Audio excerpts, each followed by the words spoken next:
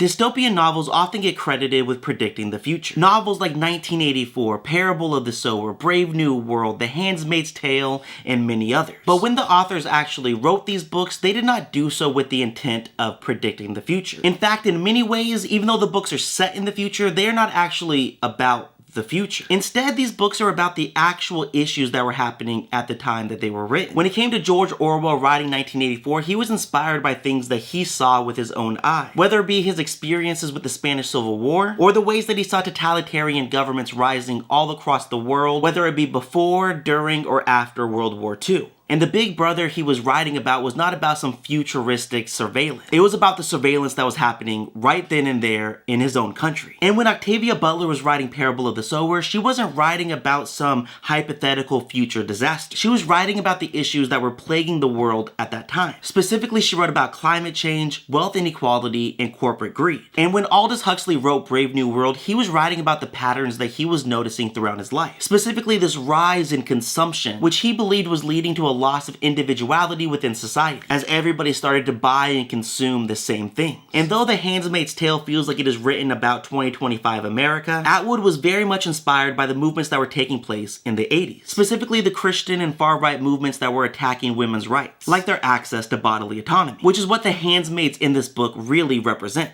The issue is that far too often when we see dystopian stories like these, we often see them as a warning about some hypothetical future. A hypothetical future that we can simply disregard as too far-fetched, as unrealistic, as overly alarmist, and because we convince ourselves that it is about some fictional world that doesn't actually exist, it becomes a lot easier to toss those messages away, to ignore the warnings within the books. And it's because these messages were ignored that the stories were able to become prophetic. And it was with this same motivation that I wrote my newest book, In the Algorithm We Trust. Not to predict the future of America, or to write about some hypothetical America, but rather I wrote this book to highlight the issues that are actually facing America today. Specifically, this book tackles 3 issues. The first is the way that our perceptions of reality have been completely manipulated by algorithms, by the information that we are fed on social media apps like this, where the algorithms aren't designed to show us the world as it actually exists, but rather to show us a part of the world that the algorithm thinks will keep us right here on this app, where we will just continue to scroll and scroll and scroll. The second is the way that political divisiveness and extremism in the world today often leads us to ignore the very obvious things we see in front of us because we'd rather see our beliefs validated than have to actually change our opinions. This is something that we are seeing overwhelmingly in this nation today, where we have tens of millions of people ignoring the very obvious signs that this administration is following in every way the authoritarian playbook, and that we are witnessing history repeat right before our eyes. But far too many people are willing to ignore the signs and to buy into very obvious propaganda, because it's easier to have your opinions validated